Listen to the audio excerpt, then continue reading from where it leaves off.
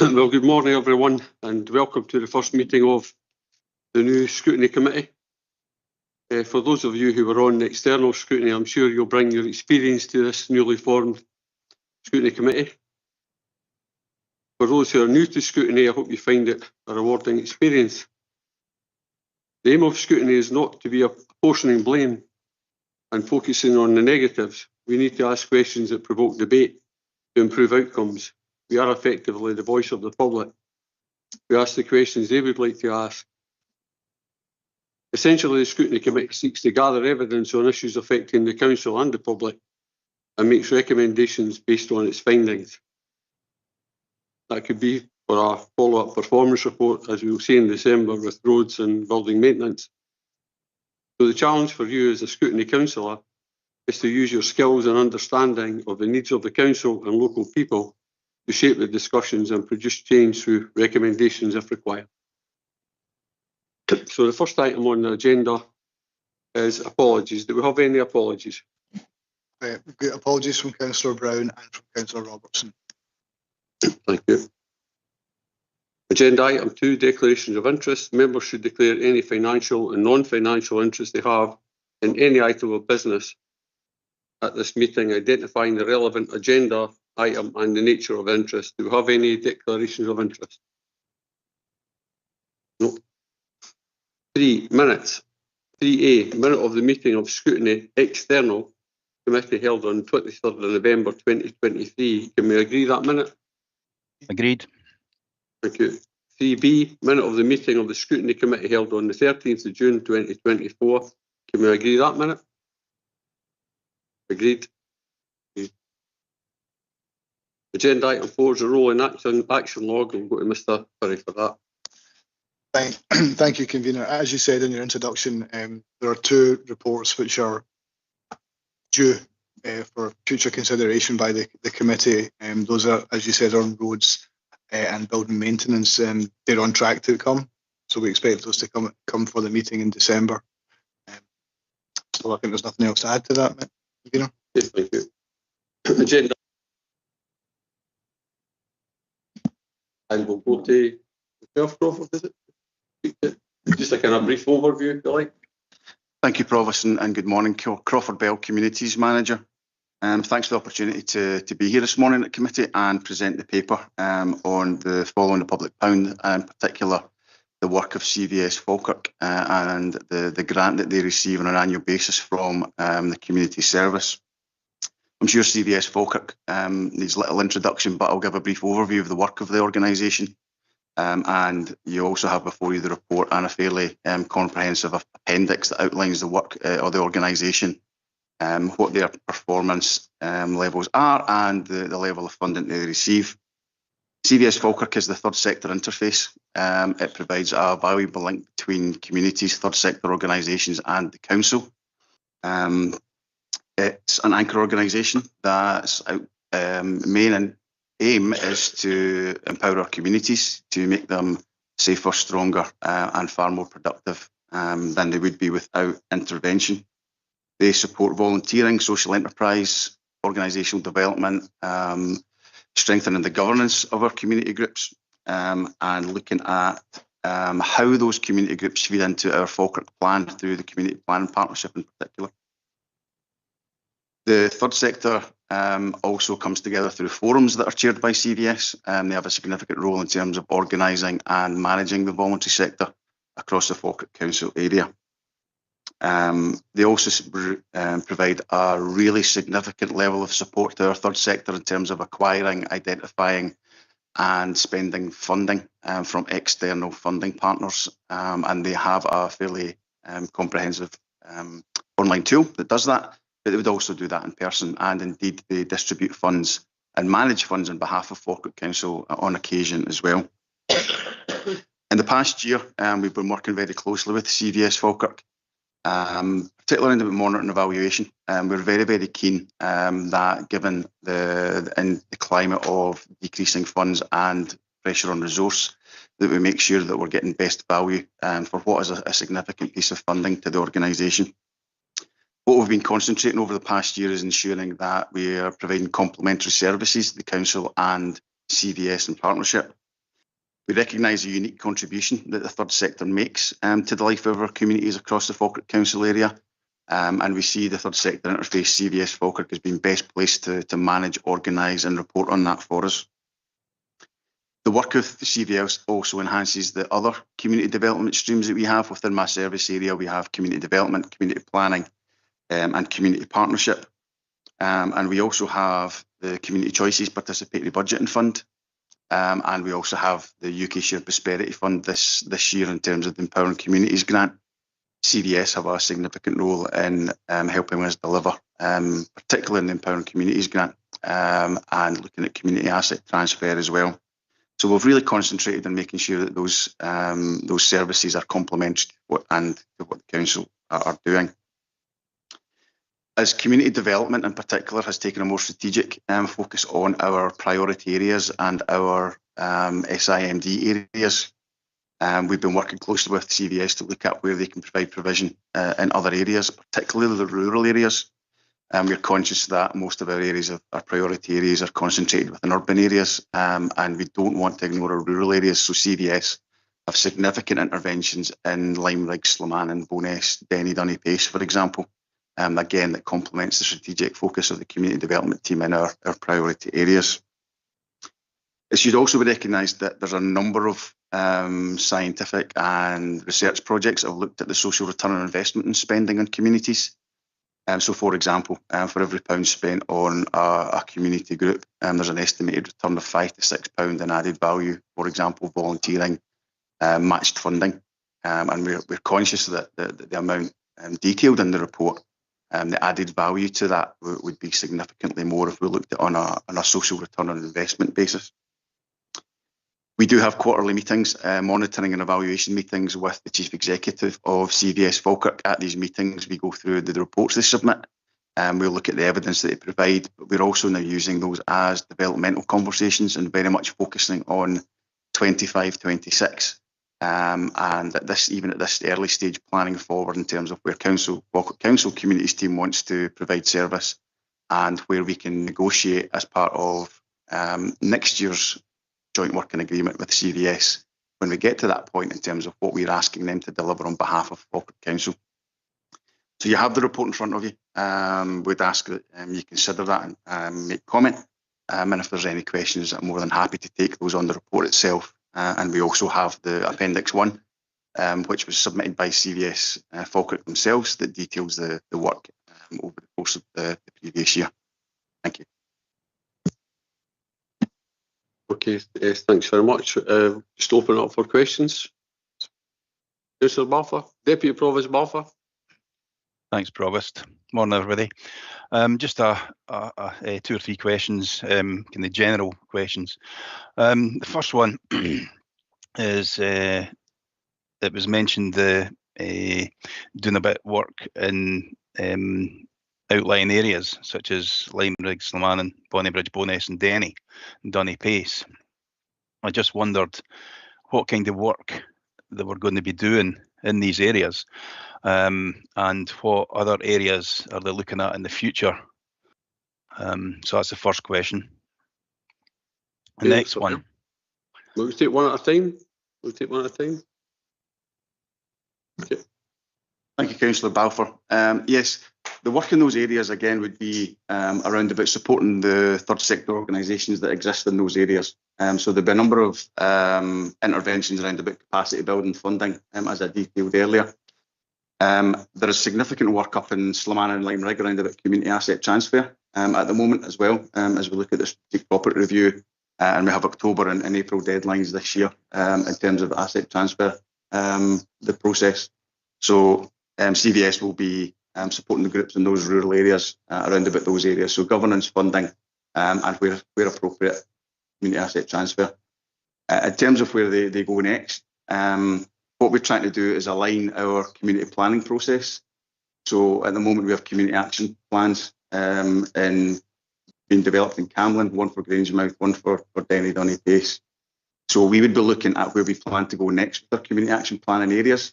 And we would then ask CVS Falkirk to be working in other areas around about developing local plans with community groups that complement those action plans. So that's the kind of flavour of our conversations going forward, CVS, for future provision. Back to yourself, Deputy Provost Balfour. Thank you for that. All right, the next one is what areas or services are at risk? I mean, physical areas like villages, etc., or what services you're putting forward are at risk if there was a risk, if there was a reduction in funding. Mr. Bell. Thank you. So, I mean, I think the climate for communities at the moment, you're right, Councillor, there are a number of risks there. I'm conscious, again, going back to the rural areas, that if you look at the profile of the strategic property review, there are a number of assets, community assets, closing in rural areas, and I think that's a significant risk. So I think, and I actually met with the Chief Executive of CVS Falkirk yesterday to discuss that. What do we do and how do we replace those assets to make sure that our community groups have the opportunity to meet, that the groups that already exist in those areas continue to operate?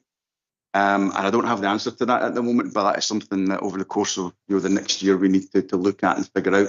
So for me, that's the significant risk, is the loss of assets, and where do and how do community groups continue to meet and operate? Deputy Provost Balfour. Okay, thanks for that. Right, last question. You did mention the community asset transfer. I just wondered how many organisations or groups you've been dealing with over the past year, and is the engagement from these groups still high, or is it dropping off? If it is dropping off, how do we get the groups to re-engage and get them involved more? Mr. Bell. Thank you.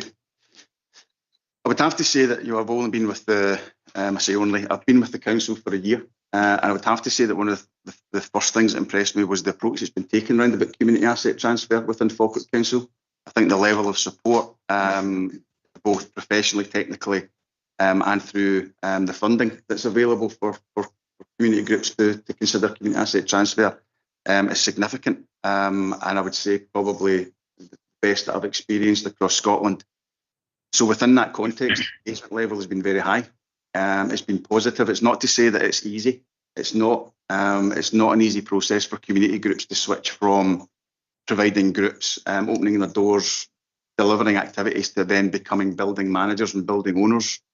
So there's been a significant level of support around about that in terms of the capacity building and the upskilling of existing and new community groups to become two-tier SKIOs, for example. So a move from your traditional charitable trust or incorporated organisation to become a SKIO. That's been significant. In terms of the Empowering Communities Fund, we have a grant fund specifically for community asset transfer to pay for legal fees, planning. That has been well used. At the moment, we're supporting around about 16 groups in that process. And I know that my colleagues in Police Services have expression of interest from far more. So there are a number of community groups on various stages of the community asset transfer journey. But at the moment, through direct funding within the community service, we have 12 groups that have received or are about to receive grants to pay for legal fees, surveys, training, etc. And along with that, CVS Falkirk themselves are commissioned as part of the UK Shared Prosperity Fund process to provide capacity building work to those community asset transfer organisations. And they have what they call a six-stage pipeline that they take those community groups through. So at the moment, very positive, and that work is continuing through the UK Shared Prosperity Fund and through the support of CVS Falkirk. Are you, Councillor, Deputy Provost Balfour? Yeah, that's fine. Thanks for that. Thanks, Robert. Thanks, Provost. Okay, Councillor Colley. Thank you. I suppose I've kind of got one question, which is a kind of mixture of questions, and it may be around the format of the report. I suppose it's trying to get a picture of how does the organisation's performance compare with, say, for example, previous years. So in terms of the support and the organisations they're providing support to, and the number of volunteering opportunities they're bringing about, and I suppose that ties in, I guess, fairly strongly with what would be the impact of any reduction or difficulty obtaining other funding, because I imagine that this there's an element of cumulative impact if we see performance over a number of years, and I wondered if you could provide any feedback on that. Yes, thank you, Mr. Bell. Thank you, Councillor. I'm aware as well that one of the things that we have been speaking about over the last year is that, and it is the nature of community work, is that a lot of the evidence can be narrative and it can be qualitative. So one of the things that we're looking at as a process, and not just with this particular grant fund, but across communities in totality, in terms of how we evidence impact. So it would only be fair that if we're looking at this, this particular grant, that we bring it in line with what we're doing within Falkirk Council itself to measure impact.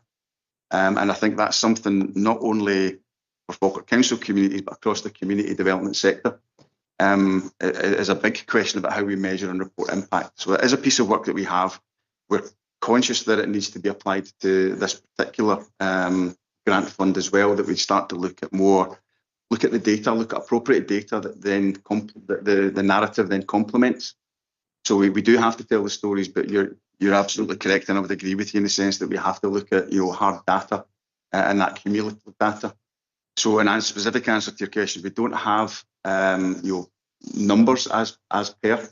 I'm sure we could get them from CVS. I don't have them at hand, but I'm more than happy post meeting to look at the data that they do provide and the numbers that accompany the reports, and we can certainly put that into a more numerical form as well, if that was requested. Okay, Councillor Colley. Yeah, I mean, I think that would be helpful, but I mean, I certainly agree in terms of that how do we measure outcomes and see that qualitative information as well, because I think when you look at hard data, for example, if you talk about 40 organisations seeking governance support, just giving an example, that what is the outcome of that? What does that mean to the people that the organisations that are receiving governance support get? So I suppose I very much agree in that that measuring impact and measuring and providing qualitative report information as well. Okay, thanks, Councillor Colley. That was going to be one of my questions as well. The sort of the detail behind the statements, get the organisation seeking voluntary management support.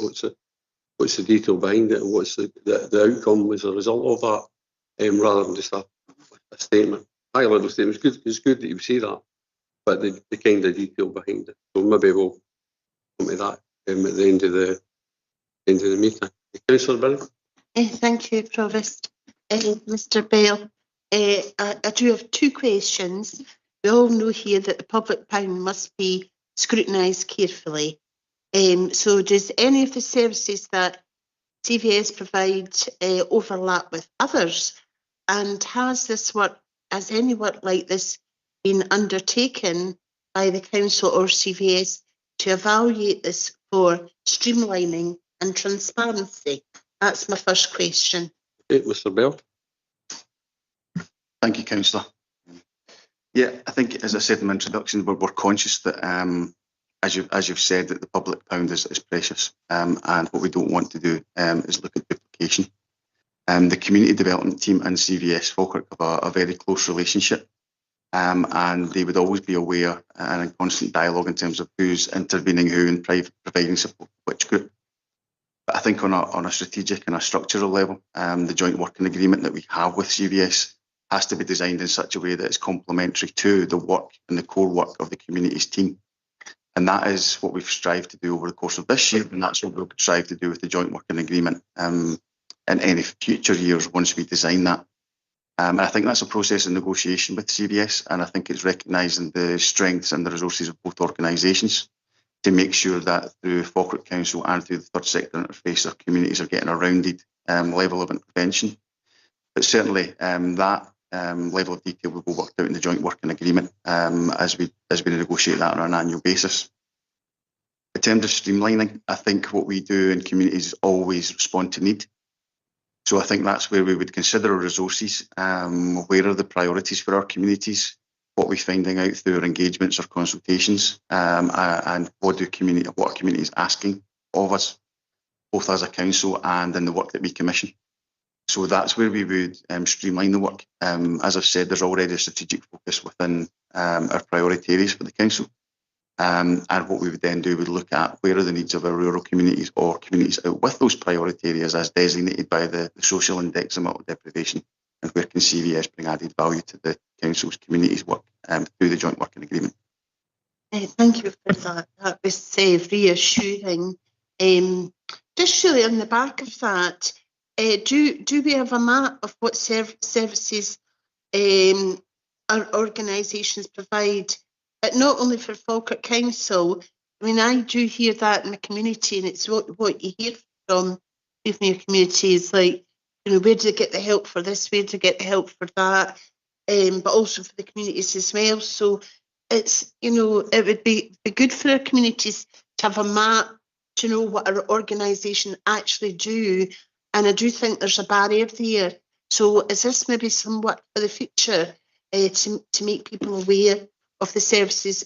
Because obviously if they can't ask for a particular support or service, then, you know, we're not working very well, are we, really, at the end of the day? Sir Bill?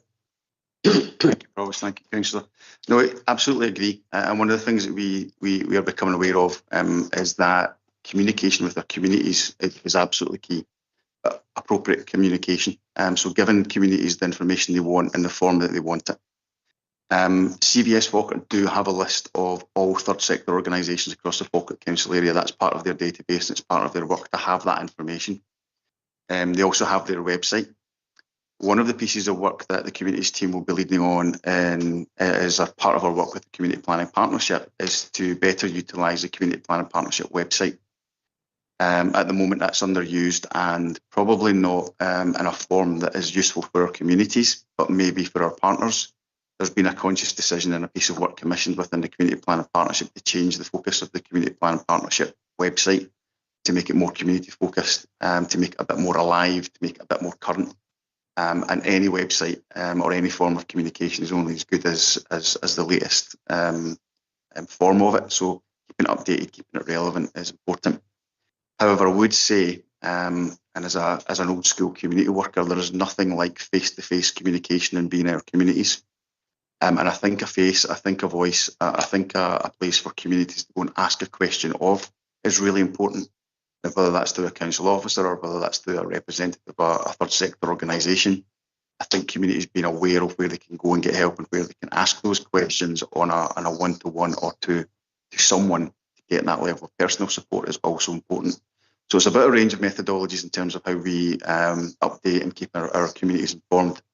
And we're conscious going forward, particularly around about the work that we're currently doing through the Policy Development Panel engagement and consultation, that we need to get our comms correct with our communities. And that's about understanding what our communities want and how they want that information relayed to them. Thank you for that. It's absolutely correct, getting our communications correct in all aspects of our services within Falkirk Council. Thank you. Thanks very much. Councillor Binney, any other questions? I'd just like to ask the questions. What would be the effect on CVS if we reduce the funding? And would there be a resilience plan in there or something to counteract that? Thank you, Provost. I think the risk to that is detailed in Appendix 1, and certainly my response would be that's a conversation to have with the Chief Executive of CVS Falkirk. They would be, Victoria McRae would be able to answer that specifically. I've no doubt that she would tell you that the impact would be significant in terms of staffing levels and their reach within our communities. And like I say, it is referred to in the report, but Victoria would be able to answer that, you know, from an organisational perspective. However, we're conscious that support for the third sector is valued within the community service.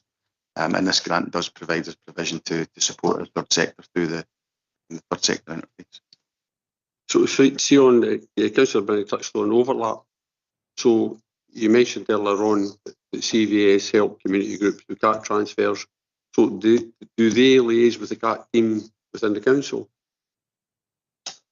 Thank you, Provost. Yes, so we have a number of steering groups and boards that not only guide the strategic property review, but also the community asset transfer process, and CVS are represented on the majority of those groups. So it is well coordinated through place services or through communities. So, for example, when we look at the distribution of grants to community groups for community asset transfer, CVS sit on the advisory panel, and then CVS would be instructed by that panel in terms of the type of support that organisation should receive along with the grant. And likewise through the Strategic Property Board, CVS Falkirk are represented on there.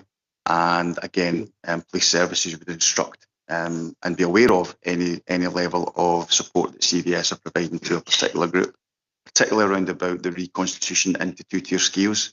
That's where the majority of CVS's intervention would be. And again, that expertise doesn't sit and capacity doesn't sit within place. And it's not something that we have capacity or priority for at the moment within our communities team. So that work would be commissioned out to CVS as part of the strategic property review. Okay. Any other questions from anyone? Councillor McCabe. Thank you. Thank you, Provost. Thanks for what you've given us so far, Crawford. A couple of wee questions here. I noticed again, paying attention to Appendix 1 on page 37, future sustainability. Are there any ways in which the organisation can improve resilience and decrease the money required for the council? There's a statement there that CVS funding has been reduced by more than 40% in the last 10 years. The Board of Directors has released some reserve funding for 23, 24, 24, 25. However, this is not sustainable. I realise I'm perhaps asking you the question, and it's not maybe yourself who can give me the answer, but are we being advised of a potential, will there be a potential increase in funding required maybe for staff following subsequent to 25? Mr. Bell. Thank you, Provost. Thank you, Councillor. Certainly, in terms of the joint working agreement and the funds that have been connected to that from your community service, the amount has stayed the same for a number of years. So I suppose the argument would be it's not kept pace with inflation, therefore it could be seen as a reduction. However, we've been keen not to reduce that amount of money and the investment that it gives in our third sector. Certainly, other external funds that CVS would have been applying for will certainly be harder to come by. And the external funding world is a very different place now than it was previously. So the pressure on funds for any third sector organisation, whether that be the third sector interface or a small community group, is significant at the moment. And that would be reflected in that statement. But again, that would be for CVS and the Chief Executive to provide more detail on. Mm-hmm. Yeah, I'm just very aware that rather than us thinking about even decreasing any funding, all I'm looking for is, some support, if you like, for the council to be doing the reverse of that, actually increasing funding there. I don't know if you can, again, maybe just explain to me in my ignorance, turning to page 36, there's some list of some additional funding there. You're talking core funding, project funding, and grant giving, external funding. In total, those sums reach £921,000. Can you maybe just explain to me, is, for instance, the core funding, 72,000 from Falkirk Council, Scottish Government, 185, and Falkirk HSCP, 86. Would you consider those as the kind of running costs of CVS and the project funding, grant giving? That's the funds that are distributed by CVS. Am I right in getting interpreted in that way? Mr. Bell. Thank you, Provost. Thank you, Councillor. Yeah, that's accurate. So the core funding would be operational costs, and that would cover the staffing element and the operational costs of that. And then the grant giving distribution of external funding would be monies to give away on behalf of another organisation. Great. It's what I thought. I just wanted it confirmed there. I've just made a wee comment. What proportion of operation costs do the reserves represent? It's above the minimum threshold of 20%. Well, that's good for the moment, but I think, pressures are going to be that, CVS may have to eat into that.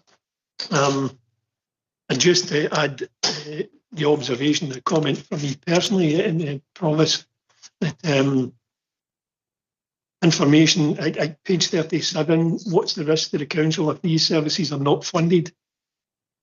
Statement comment is made, information, guidance and capacity support for our third sector organisations and community groups will significantly reduce impacting on the third sector's ability to access additional funding. As we've already heard, through community asset transfer or strategic property review, communities are in not desperate need, but they do need guidance and they do need support. And I think it's critical for us as a council that we need to maintain that support. We do have some community asset transfers which are going through, and it's been a struggle. But I don't blame anyone for it. You alluded to the fact that there's good support from council officers. I agree with you, but it's still a struggle even with that.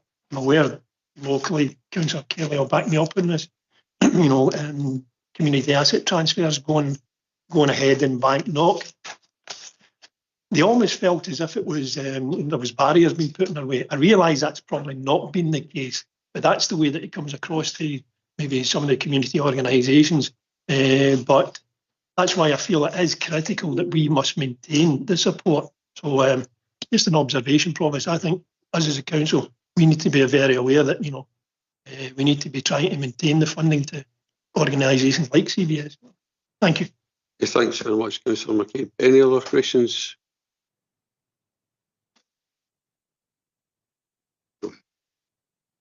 So the recommendations at 2.1, the Scrutiny Committee is invited to consider the report and 1, approve the report and note the progress by Council for Voluntary Service, CVS, Falkirk and District in meeting the Council's priorities. So can we agree that first recommendation? Agreed. Agreed. Okay. So 2.12, consider if further information requires to be provided on specific aspects of the services delivered on the organisation themselves or on performance. So is there any reports that we would like back? Councillor Colley touched on looking for qualitative information and background information on sort of headlines. Is that something we want to seek? Yeah. Any comments from anyone? I personally don't have any real requirements, but I do accept the comments and observations made by Councillor Colley, and I'd be more than happy to support her and if she wants to seek some further reports, Provost. Thanks, Councillor McCabe. Mr. Perry? Just to maybe double check then whether that would come in the format of just an email to members with that kind of background, or whether you want it to be a formal report. And I know, Crawford, you'd said you were doing other work anyway, so would you be in a position to pull off the information, do a report, or would that email or be better for you? We could certainly do a review of the quarterly reports that CVS Falkirk submit to us. They do have more quantitative data within those reports. If then off the back of the existing data we have, there were specific questions, that's maybe something then that we could respond to as specific questions. Okay. Councillor Colley? Yeah, I think that would be helpful to have, I guess, more information on the impact side of it. I think my general comment, and I appreciate this is my very first scrutiny committee, it is around ensuring that we have more comparable data and are able to see a bit more explanation around the impact of the work, and particularly the impact of funding or not funding organisations, so we're able to be very clear when scrutinising organisations, particularly in relation to following the public bound. Thank you. Mr. Perry. I'm just going to ask again, just to see, did the committee want that as a report to come to a formal report? Are they happy to take a briefing note on this? I'd be happy enough with a briefing note on it. That's something we can circulate in between meetings. Thank you.